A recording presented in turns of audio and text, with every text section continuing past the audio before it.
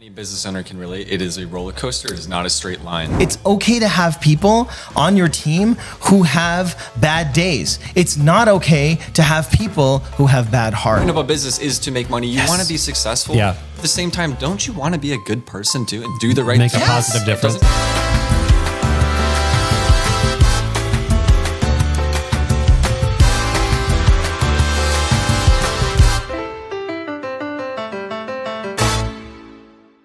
Welcome to another episode of MoJo Motivation, The official podcast of Aim High Consultants. I'm Fahim Mojawalla, And I'm Marty Johnson. because everyone needs a little Mo. And a little Joe. We are super excited to have today on the podcast our special guest, who's also usually behind the scenes. He is one of his latest roles is producer of this podcast, but he's so much more.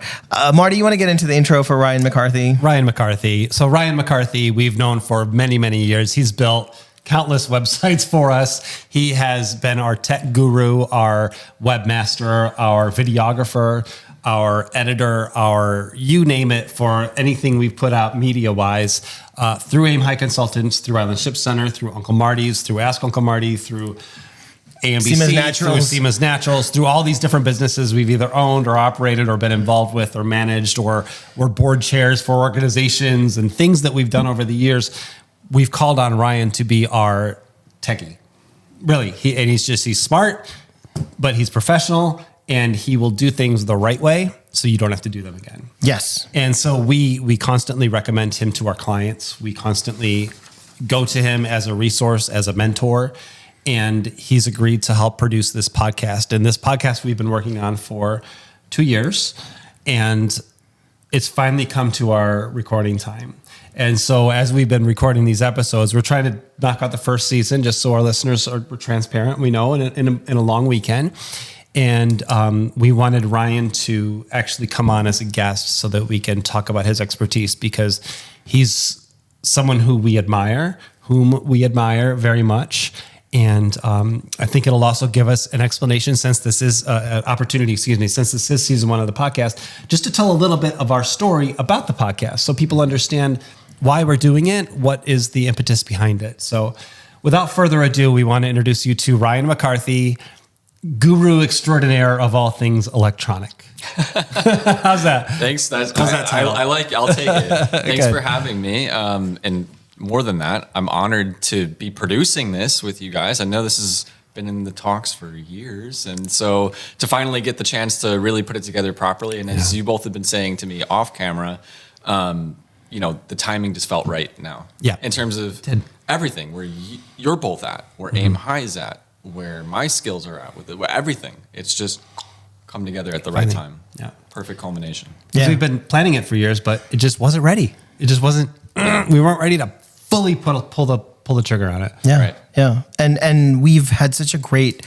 working relationship, a fantastic friendship, and congratulations. Ryan is now the new president of the Grand Island Chamber of Commerce. Right? You've got a great team. In a week, at the time of recording this, in a week. Yeah. And you're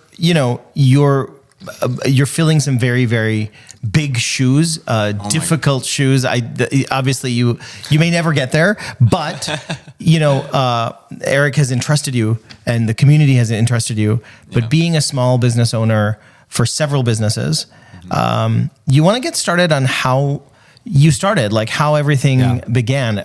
Tell people who don't know about you, because they see, this millennial, this early 30-something who still looks like he's 20, by the way, and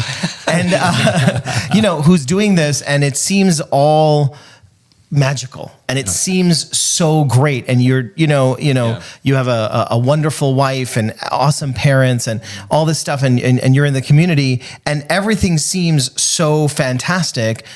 Get started and talk about some of the tough times. Talk about, like all the trajectory from there to here and then beyond.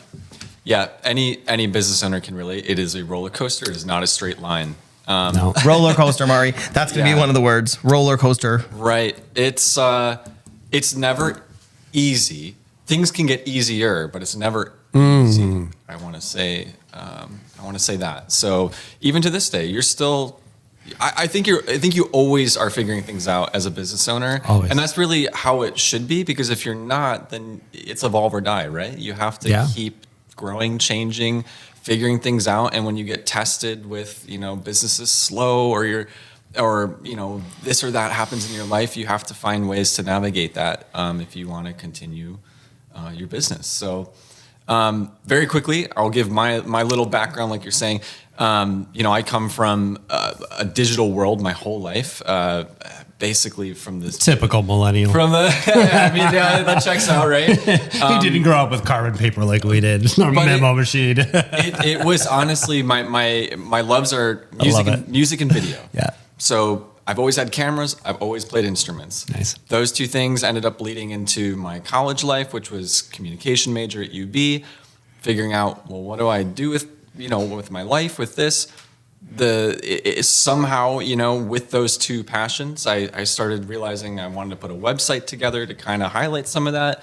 That led me down web design road, and the rest is history, really. I mean, from there, I just was like, this is it. Web design, it was so needed, especially at that, that we're talking, this was 2010 when I was going into college, and websites were in a weird place at that time. There was kind of a big shift where you had some people that were still like, I don't need a website at all. You still kind of get that today. Every once in a while, every once in a blue moon, I'm like, that's insane in today's day and world. Right. No offense to the business owner. Okay. But call Ryan if you're still there, because you may not be there if you don't call Ryan or someone to help you with your website or digital presence. But anyway. Yeah. So it was, I came in there's always a little bit of luck too, right? With business, you come in at the right, the timing was perfect. So out of college, I went into a web design agency, built my skills up there, kind of grew a client base behind the scenes. Because I always knew I had a mentor while I was through college that I saw she had her own business. Shout out to Carolyn Human if you happen to see this. And she really, I was just like, wow, she's doing this. She's by herself. It's almost like freelance style. It was so inspiring to see. Like, she was in public relations, something very different than what I ended up doing. But I was just like, what a dream. She's setting her schedule. She's got her client base. I want to do that. So working at the web design agency, you build the skills. Communication major, you build the skills, you meet people. And it just eventually one day, I decided I'm young, I'll take the risk. And went out and, knock on wood, we're going on 10 years in 2026 here of May. May 2026 will be 10 years of social status marketing. So that's my long story short. And shout out to the business name, Social Status Marketing, socialstatusmarketing.com, right? Correct. We want to make sure we mention that. Thanks. Yes, absolutely. Absolutely. And just a quick, so you mentioned a very big keyword, mentor and mentorship, and also learning the trade as, so first learning, then doing. I want to touch back on two of the things. For those who are watching who want to get into entrepreneurship and think that it's really glamorous and don't realize how much hard work there is, I want to touch on the importance of those two things: mentorship and learning the trade first, and not quitting your day job. Absolutely. Like today we were at the bakery, and I really want to bring him on as a guest too, but he's doing it right, like full-time job and then starting his dream. But people how important is it to not leave everything to follow your dream, because then everything falls by the wayside? Yeah, I mean, I know there's people out there that's how they're going to try to do it, and sometimes it works. Most times it doesn't. Right. That's the lucky few, or that overnight success, or whatever you hear. Right.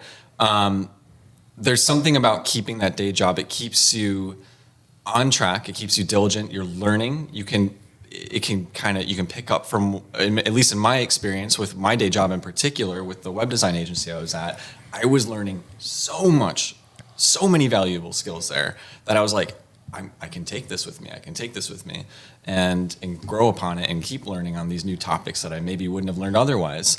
And the other thing too, at least for me personally, when you have a day job and it's maybe not exactly what you want in your life, it keeps you kind of hungry, if you know what I mean. Like, it's like it keeps that fire going. It's like you have something to look forward to. Like, I'm building this. Yeah. I see what I want.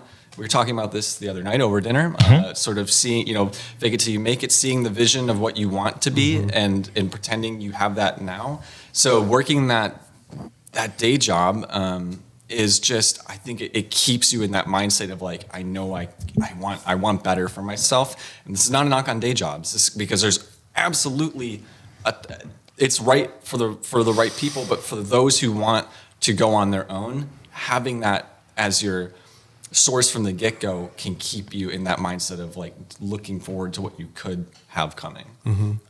So entrepreneurship is so different in that regard versus the traditional job. And we all have lots of friends, I'm sure, that we grew up with or whatever, that wanted the safe career. You know, they wanted the whatever job, standard promotions, build up a 401k, build up a pension, retire at 64, 65, and just be safe. And that's great. That's wonderful. It's calculated. It's safe. I guess safe is the best word for it. It's consistent. I didn't grow up with that. I grew up with entrepreneur parents. I grew up, I've tried the day job. I've had cubicle. I've done the corporation thing, but I kept coming back to being your own boss. Because I don't really like people telling me what to do, because as we've gone over in previous episodes, and that's my personality. But also, you can see that it's a huge risk. And there are often years or decades that are very lean, that are hard, that are a huge sacrifice. You're working way more hours than your peer who has the 40-hour-a-week job.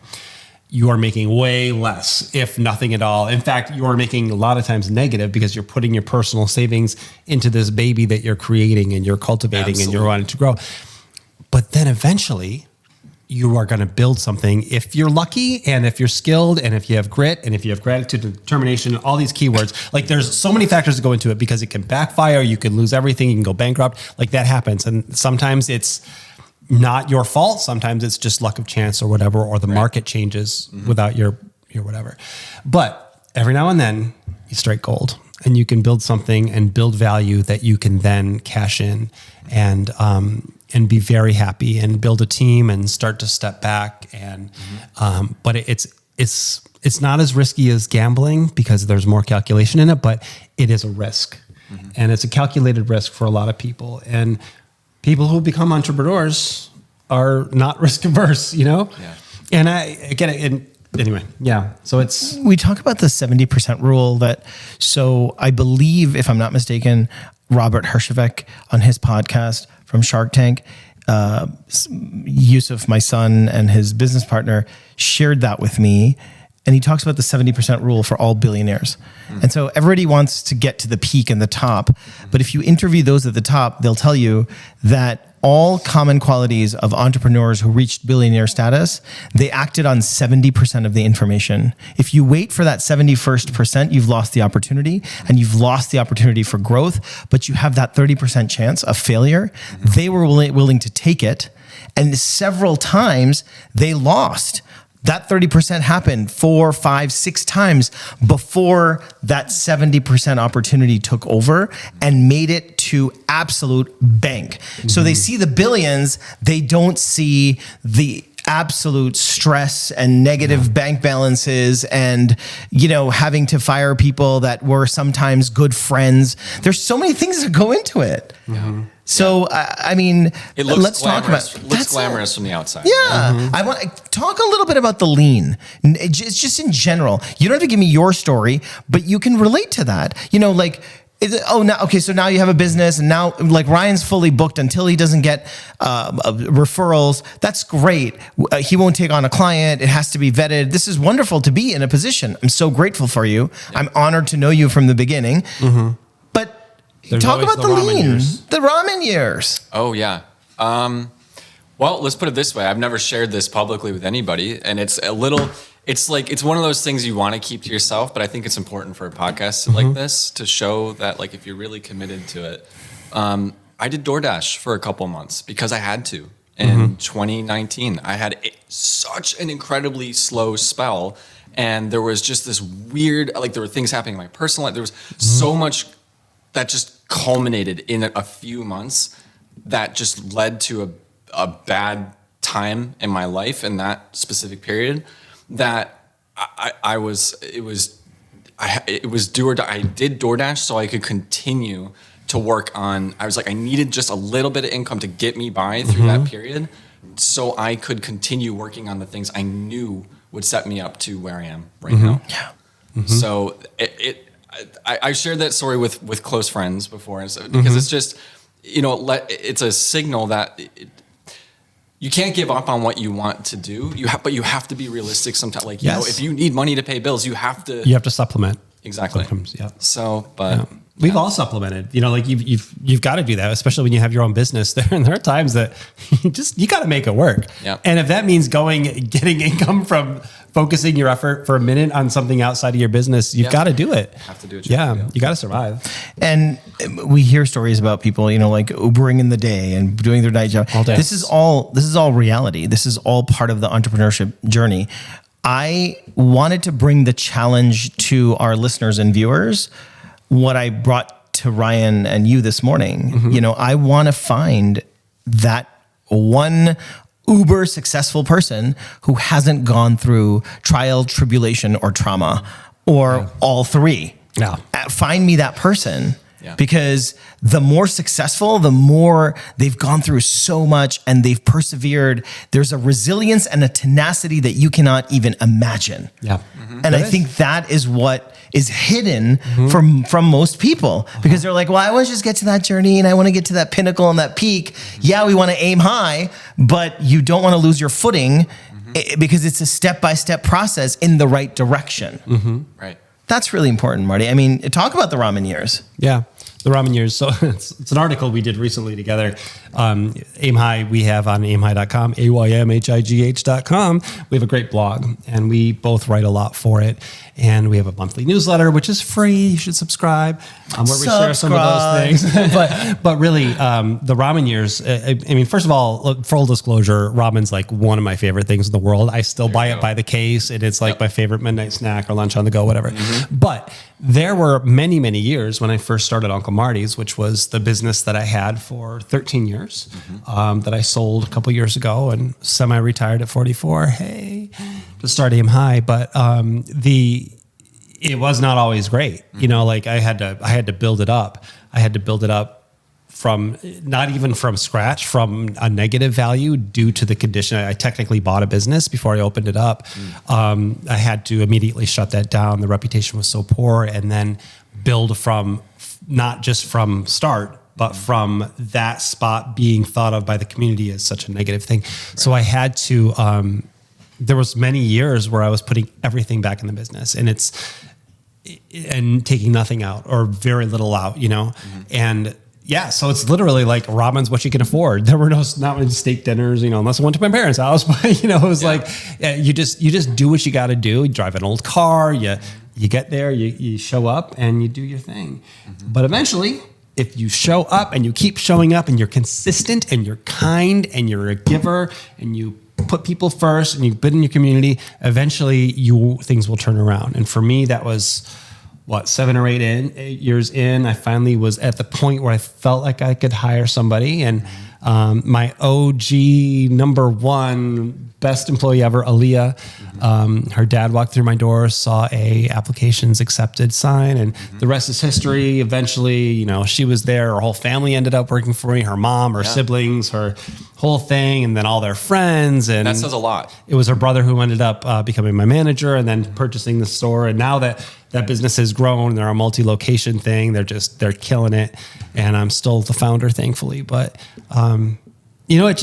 But 8 years, Marty. But 8 years is a long time. People don't realize, and especially the people who just want a safe existence, which is nothing wrong with. That's wonderful. But because of that hard times, and that wasn't even the hardest part. Like through that, I went through cancer. And I was in the hospital for months and getting chemo, and lost everything.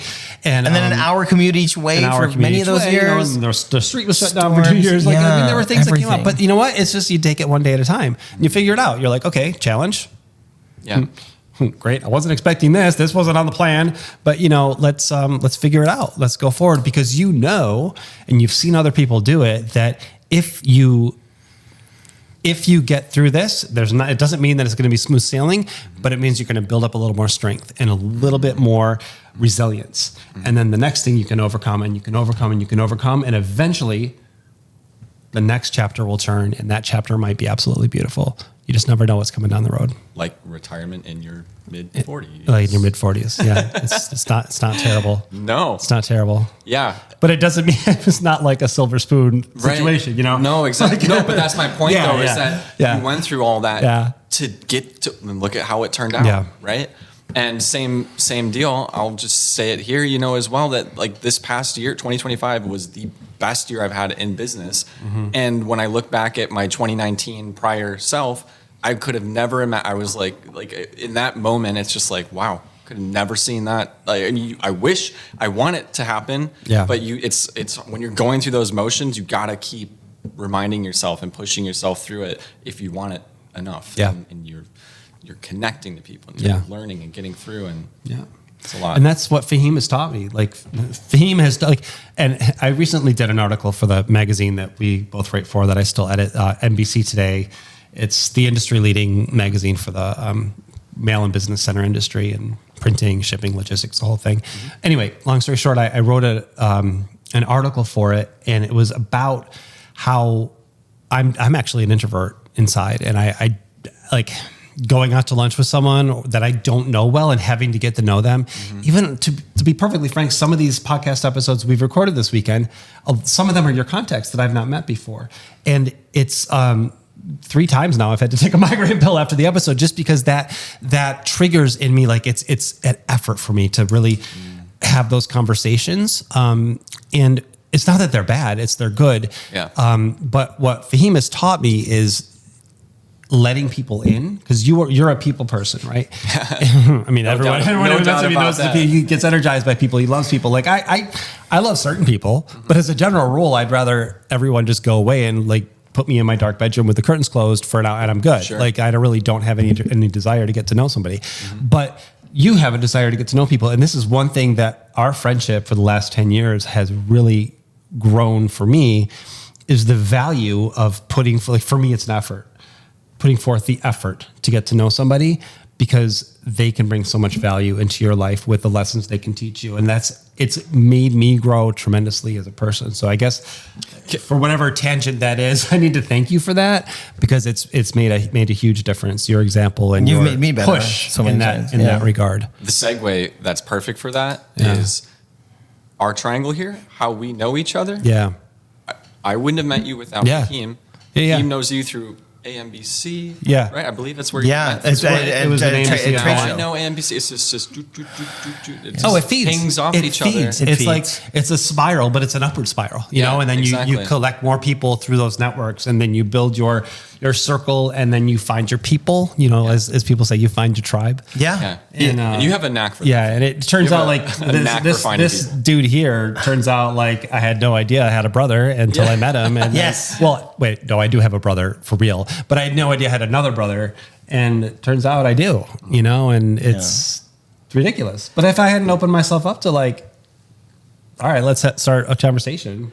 That's the thing. I wouldn't have known. Hadn't pulled you. If your wife hadn't met me and like dragged you to me, kicking and screaming, like you got to meet this fool. You know, and that's the thing. It has to be reciprocal. It has to be mutual. Yeah. We have to get value. It has to be fair and equitable. But you've got to be willing to take that chance. So whether in entrepreneurship or building relationships and networking, you've got to be willing, because you gotta know, like, do all of the lunches or all of the meetings work out? Heck no. But most of them do, because like we learned earlier, there's always, every meeting, someone's going to teach you something, even if it's bad, like who to stay away from, how to recognize a taker. Yeah. You won't know until you get into the presence of some people, and that's okay, because you can choose who to hang out with, who to continue, who to pay for lunch, and who to move on with, who to soar from. And who to bill for your time. No, I don't. Yeah, but so seriously. True. Who you surround yourself really genuinely makes you as a person. Yeah. It does. Yeah. It's who we surround ourselves. Yeah. And the mindset of getting to a level, thankfully, where we are, you know, it doesn't happen without saying no so you can grow. Yeah. And internally and externally, I want to talk a little bit about that, and then you all can add to it. But number one, we always talk about making time for the right client means you have to say no to a lot of other clients that are going to nickel and dime. So I tell people, if you are going to nickel and dime, then I will have no time for you. It's a catch. I love it. If you are going to nickel and dime, then I will have no time. Yeah. That's for you. We've learned that with Aim High, with our consultancy, which, so the listeners and viewers know that we started 2 years ago, almost to the day since this recording time, January 10th, 2024. And, we did that 10 days after I sold my business. And we help businesses start or go from good to great or from great to soaring, add new services, figure out how to add a team or all that. Like, we do all kinds of stuff. Like, just go to aimhigh.com, aymhigh.com, and you'll see all that stuff. That doesn't matter. It's not what this is about, but what's our success rate? But our success rate right now, right, for 2025, 100% of our clients were profitable. The reason is we choose who we take on as clients, right? So we say no so you can grow. And there are plenty of people who need our help and want our help, but we know will not do the follow through. And without the follow through, we can coach all we want. We can get on a thing. We can look at your financials all we want. We can tell you to change this price. We can tell you to fix this shipping margin. We can tell you to get rid of that toxic manager. We could tell you to do all these things to rebrand, to get rid of the clutter, to clean up your space, to increase pricing, to get a uniform for goodness sakes. Like some of the basics that some people don't know. Clean the cobwebs. And someone might be in the most dire straits, but they have the right attitude and we know they're going to be a success. And then someone might be like, look good on paper, but they get on a call and it's all about them and they're not listening to what we're saying. They're not coachable. Yeah. We know that they're not the right match and we'll say no. And because of that, we have 100% success because we choose clients who are willing to know what they don't know. Right. And we've had to learn that we don't know what we don't know. Yeah. And it's just, anyway, and you were on a tangent, or you were on a roll, and I just took a tangent away from your roll, and that tangent's great. Because we need the tangents and we need the rest areas to refuel, restroom, and snacks and get back on the road, which Ryan's going to do for us. Well, why don't we talk about, all right, the one thing I want to touch on real quick is mentorship, right? So you are one of my very first, if we go back, we wind the clock to 2016, that was my first year in business. 2016 seems to be the magic year, doesn't it? Yeah. And right now, there's this weird Instagram 2016 hashtag everybody's showing that. Isn't that weird? Yeah, where everyone's what like is wanting 2016 to live back in the air right now? I don't know. Anyway, but let's talk about it. That's the year, it must have been a good year. It's the year I met Fahim and really got to know you. And this again is like on other episodes, we've talked about your network is your net worth. Yeah. Living proof. Fahim, you've brought the amount of referrals that have come my way solely because of you believing in me from the get-go is insane. And then, now today, fast forward 10 years later, it's spiraled where those referrals were referred to a referral of a referral of a friend of a friend of a cousin. It's the word of mouth has grown, but it stems a good half of that, I would arguably say, stems back to your belief in my business, and you saw my vision, and you put your trust in me to even do the Island Ship Center site early on. All the various projects that you mentioned in the beginning were you took a chance on what you saw me being 10 years later, and that to me is the pinnacle of mentorship because you're always there along the way, and you still are. It's a journey. It's been a journey. But how you show up and how you return the favor tenfold and stuff like that. I consistently feel, and I say this to Seema, about you and about Marty, I don't think I could ever repay you for what you've done for me, my business, my kids, my family, and now, taking on this podcast and producing it for peanuts, basically, because you're believing in our vision. So it's a beautiful way of, a relationship growing where Brene Brown talks about it in a marriage, but a business, with a business partnership and relationships is like a marriage too, right? Where we have good days and bad days, and we have good times and bad times, but we understand it's okay. And I talked about this. It's okay to have people on your team who have bad days. It's not okay to have people who have bad hearts. Yeah, we were talking about that this morning. Yeah. So that's who you want to weed out. Yeah. You want to take, so I knew about your giving nature. You were the one who were one of the first mailbox holders at Island Ship Center when I started. So you were reciprocating from day one with the constraints that you had. So just because you had the financial constraints, you never showed it. You showed up with generosity, grace, grit, gratitude, An with abundance mindset. Abundance mindset. And that has really, so, kudos to you for reciprocating that, and for appreciating that. Cause a lot of people, I've mentored a lot of people and I feel old now, and it's okay.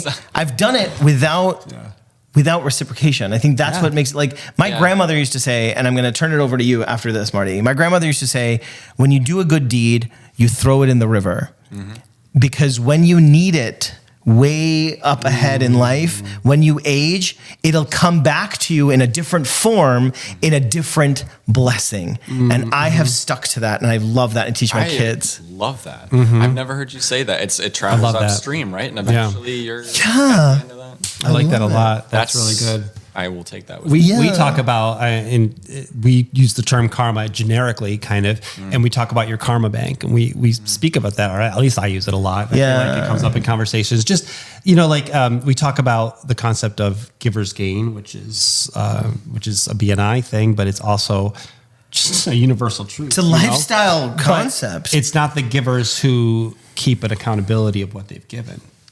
Those are the aren't people. givers. Those aren't givers. Those are transactional. They're people. bookkeepers. They're bookkeepers, right? But it's the people you give with no expectation, knowing that just by helping and by doing something good, you are investing in. I call it the karma bank. Well, you can call it whatever you want. Yeah, I love it. And it's you're gonna be fed by that later. And I see that happening to you a lot. One thing you were talking about, Fahim, and we all know Fahim as a figure of inspiration, of motivation, of all these things. But you know what you are among that, and maybe even bigger than that, is you're a cheerleader. You champion other people more than anyone I know. Because you care, and we joke about this, and it is a joke because I do care. I genuinely do. But never on the level of this man. And you, like all of our clients, you know them personally, you genuinely and you cheer every time they do something good, or sometimes when they have a profit, when they have whatever, you tell other people about it. And you introduce someone, and you always tell that person's best qualities, what their best accomplishments, and you lift people up. And that is why you are being raised up, I think, and just in recent years, just through the different opportunities that have come up. So, thank you. I didn't. You got a positive balance in there, my friend. Right. Yeah. And now it's time to pop the balloon, and Seema's going to watch this and be like, well, biting your nails on that podcast. Yeah. Anyway, you were going to say, Ryan. I was just going to say, listen, a business is a business. You need to. The point of a business is to make money. You want to be successful. Yeah. At the same time, don't you want to be a good person too and do the right thing? Make a positive difference. Doesn't it feel good for your soul to just do right when you can and where it makes sense to just be a good person? That can apply to business too, right? Yeah. It should be especially true with business, like the integrity piece that you wrote, Marty. Yeah. I like talk about that. Don't you want to be able to sleep at night? If you have, I think Gary Vee talks about this. I want to leave this world where I have more people at my funeral than what's in my bank account. I love that. And I love that. Yeah. And it's true. And if we can work to make the world a better place through our words and actions, and make money doing it, because we have a pricing strategy at Aim High. Marty will tell you. A lot of our clients don't understand pricing. So we charge what we charge, but we promise 10x the value. Price is what you pay, value is what you get. Exactly. We first talk about the value you're going to get with us. And if the price is too high, then you have not assumed, understood, or incorporated the value that we will provide you. So you're not our client. and we will be. You haven't done your out. research. You haven't talked to our other clients. You haven't talked to our other clients, and you don't have the mindset. Made exponentially that investment back in the profits that they made just by one little pricing tweak that we could advise or whatever. But that's a whole other story. Yeah. But some people see the value and some people don't. It's like any relationship. Some people see the value and some people won't. But. The 15 cents thing. I love that example. The 15 cents post. Oh, that was another article I did. Yeah, 15 cents was a month or two ago. But that was about Cody Noel and Clark, who purchased Uncle Marty's from me. So Uncle Marty's used to be called Uncle Marty's Shipping Office in Ithaca, New York. It was a one location, doing well. Sold it to Clark and his now wife, Cody Noel. And they've now grown it and it's just booming. But the last time I went back for the grand opening of their latest location, Clark gave me a nickel and a dime, 15 cents. And I was like, what is this? He's like, oh yeah, when I rearranged and I cleaned out the office. So first of all, the office I had this cardboard office I built in the back. This is how scrappy things were. These are the ramen years, right? Like I didn't have a fancy office. I literally took sheets of cardboard because I was a shipping business and cornered off a little area in the very back and forced my little desk in there and put it on pallets. And that was my office, and I made a door out of cardboard that I could close and it was adorable. I mean, it was pretty crafty if I do say so myself. But anyway, he used that cardboard office for a while and eventually he grew. And now he has a location where he's got his own office with a door and a window that looks out onto a lake, the whole thing. But he gave me 15 cents and he's like, when I dismantled the cardboard office underneath the platform because it would flood all the time, then we had to have the desk on. Like this is reality, right? This is entrepreneurship reality. It is. This 15 cents were here. And I had this jar that I kept on my desk and it was retirement fund. And I'd been given it years ago. I think it might even been like a college graduation gift. I don't even know. My friend Jenny gave it to me. I remember that, but I don't remember the occasion. It was just a little jar with a cork lid, retirement fund. And I would, this is back in the days when people actually used cash.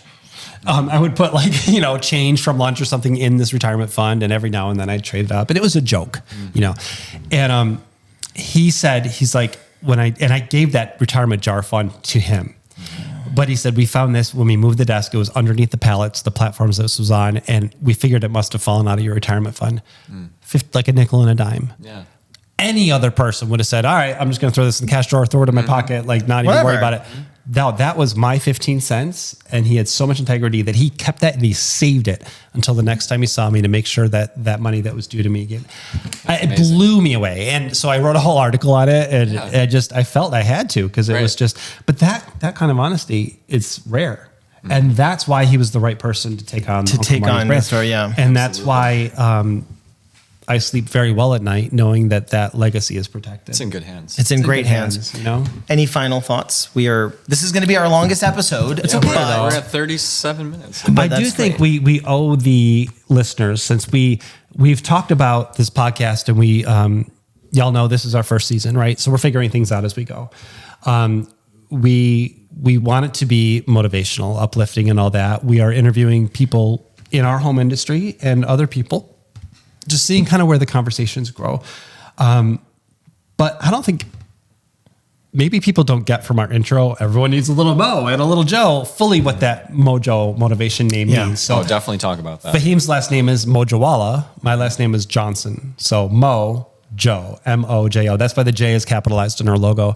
And we thought of that from day one when we want to do positive. MoJo Motivation. Because your mojo, what is your mojo, right? Your mojo is that thing inside you, that spark, that special thing. And when we coach people in our consultancy and just in life, we've been doing it for decades, we want them to find that thing in them that's special. What are they uniquely good at? When we help build a business, as we've been doing the last couple of years, we tell people we specialize in specialty. We don't do cookie cutter. We specialize in specialty. If you want specialty. cookie cutter, go to a franchise. And there's nothing wrong with a franchise. Right. But if you want specialty, become independent and get a coach that will help you find what does your market want? They might not want in the next street over. Yeah. And do you have a passion for something that you could capitalize on in a non-traditional way, in a traditional model? Right? So that's your mojo. That's that thing, that fire inside you that only you have. And so we want to talk with our guests to understand what their mojo is. So we were talking with Josh from the USPS. His mojo is entirely different than a traditional postmaster. So he functions entirely different than a traditional postmaster. And everyone else, like the GoDaddy people, and the FedEx people, they are exceptional. We've known a lot of people in their roles over the years. And we're not going to comment on those other people. Most of them are wonderful, right?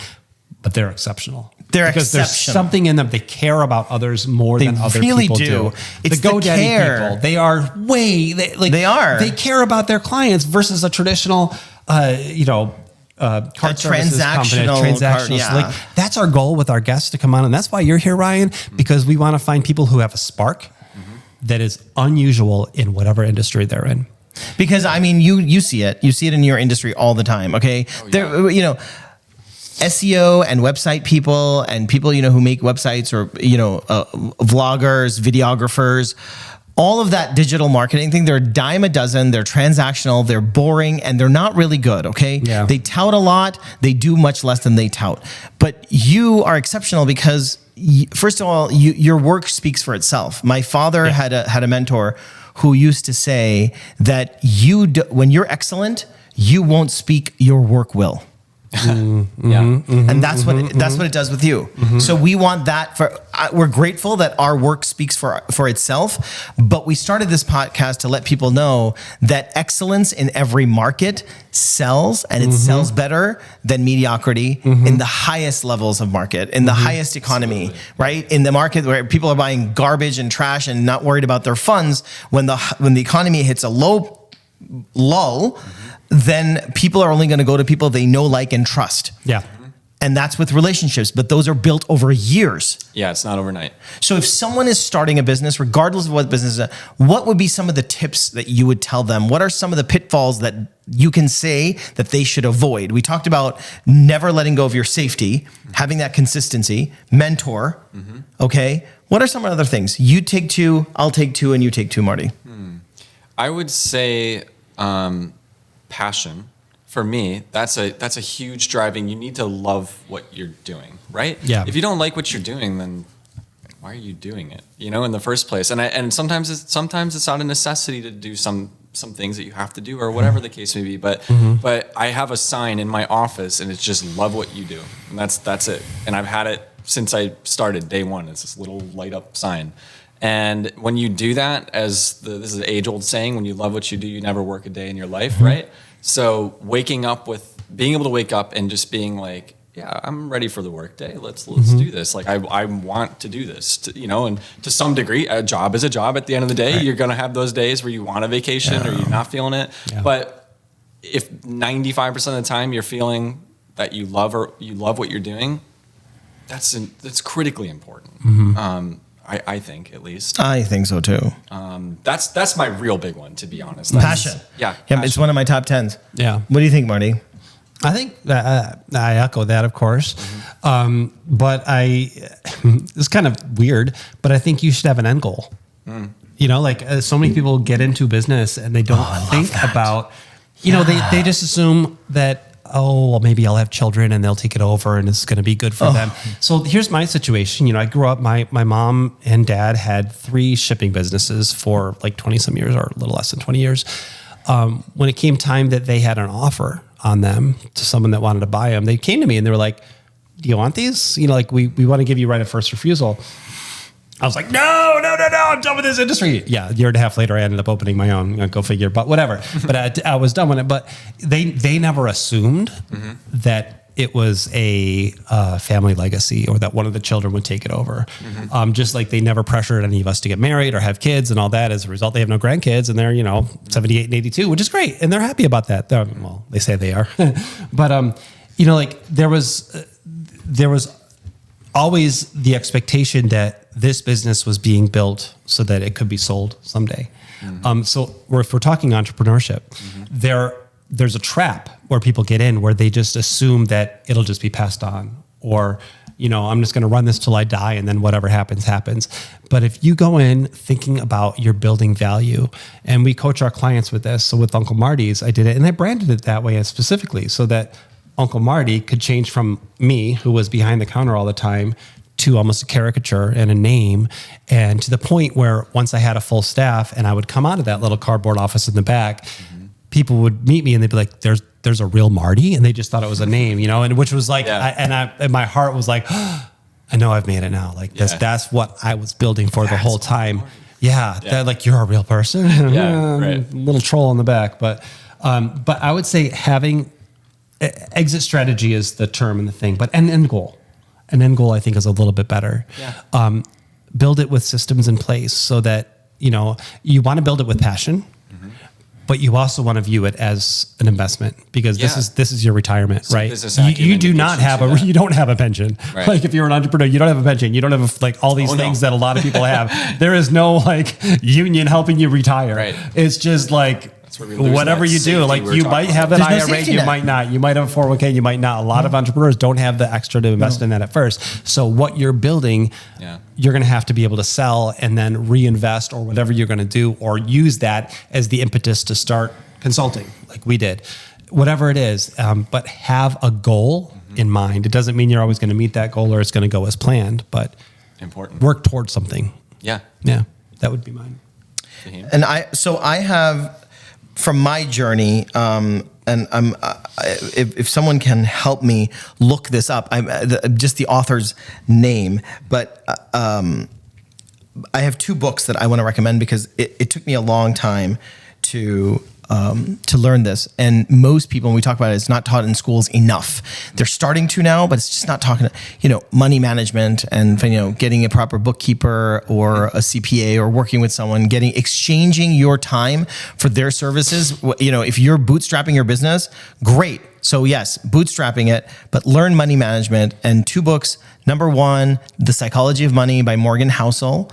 Top money book. If you haven't read it, amazing. How to manage your money, letting your money guide you, but letting you be control of your money, not having all these payments, getting out of credit card debt and all this other stuff, because that's a huge thing. That's a different episode. Right. And then Profit First by Michalowicz. I've read that. It's amazing. And that's anybody who's wanting to learn accounting, anything. Those are the 2 books that I highly recommend. And do not take on more than you need. Be as lean as possible, and save more and spend less. Yeah. I mean, how important is that? I mean, you can have all the passion. Here's me over here, passion. You can have all the passion in the world, but if you don't have young still, right? Right. Young Okay. But you have to have these structures in place, these end goals, and if you don't have the business side, the budgeting, the accounting, forget about, you can have all the passion in the world. It's not going to matter in a business sense. So how many clients do we talk to that we ask some of their numbers and they don't know? They're like, I don't know. I just, I get there and I do everything every day, but they don't have a consistent check-in with their balance sheet. Yeah. And you need to, because you could be working your tail off for years and years and years, but not have the right margin and not be able to eat. Like you gotta balance that. You gotta balance the passion with the financial literacy, as we were talking earlier, with the goal. And it's gotta be well-rounded in order for you to truly be a success. You can be happy. That's, you can be all these things, but if you want a full successful business that's marketable, it needs to be balanced. Yes. I do want to touch, before, I know we're going way over, but I think that's okay. This is an anomaly episode. This isn't a traditional envelope. This is like an envelope. I think I just combined the word interview with envelope because I'm still not out of the shipping business 2 years later, but envelope. So this is not a traditional envelope, but I do want to give, if it's okay, a little background on our friendship, right? So people that don't know us, that have not been part of AMBC or our businesses or our communities or Aim High or all these things that we've been in, like if they're not in the shipping industry and don't know us through that, because we're heavily involved in that and have been for years. But if they're not, they just stumble across our podcast or they just got it recommended to them. We've been friends for, it's a little over 10 years now. And about 10 years of that, it was almost instantly, we've been like very close. We call each other BFAM, brothers from another mother. And we're mutual mentors. We really embrace how much we have in common, even though on the surface, some people might not understand how much we have in common other than the industry we come from. Like we're both people of faith, but of different faiths. We're both people of family, but of very different family types. And we're both people of all these things. We were both people of food, but very different foods. But very different foods. But you know what? But what we do is we've allowed ourselves to open ourselves up to each other to say, well, my maybe my worldview or my whatever it is on that, my thing, my culture, my whatever is different on that. But I love that you have that, and that I see the similarity and the passion you have in that. And it's allowed us to become very close and eventually business partners. And we've been co-coaches and all these things. So you've let me into your family. I'm an uncle to your 5 kids and 3 children-in-law now. And I call your mom, like all these, like this thing. And you know my family, and we've let each other into our worlds, and it's been the biggest gift for me. And so that is why we've been comfortable enough to now be co-hosts of a podcast and to start Aim High together. So I just want to give our viewers a little bit of that background so they know we're not just like no, faking this thing. Not Like, just, this is a genuine. two guys came together. This year, let's do this because this is going to make a lot of money. We didn't do this for the money. We've been teaching together there's for years at conferences, at industry things. We've been presenting, we've been speaking. And we've always had this chemistry, and people like the dynamic that we have together. And like pretty much since day one, we're like, we got to do a podcast together. Actually, what it started is we got to do a reality show together. So like, podcast is a stepping stone. Podcast is a stepping stone. So, and it's Producers. Because our vulnerability with one another and our transparency are our strengths. The combined experience. Yeah. Being able to relate to one another. 55 years in this industry between being us. honest with one another. It's okay to be honest with one another, even if you disagree, as long as you do it with a place of respect. And if you do it with a place of compassion, then it's okay to disagree. Like I said before, it's like a marriage. And the reason why relationships and marriages and all these things fall apart is because people aren't okay to let go of their layers and be vulnerable with their business partner or life partner. And that is a huge flaw. It's a huge flaw. It's a huge flaw. Yep. You know, Marty and I can have days where we're like, buddy, I'm not feeling it. This weekend was one of them. I had to cut a day short because of my mom's illness, and he never batted an eye. And vice versa. If he's having, like I said, it's okay to have a bad day. And I get headaches. I get whatever.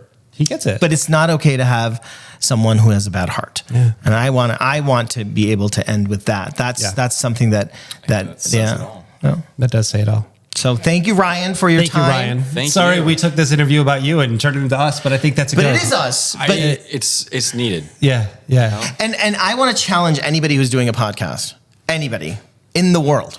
Okay, if you can bring the person who is behind the scenes and have that person be half as eloquent as Ryan McCarthy, I'd like to meet you. Yes. That's what I'd like to challenge.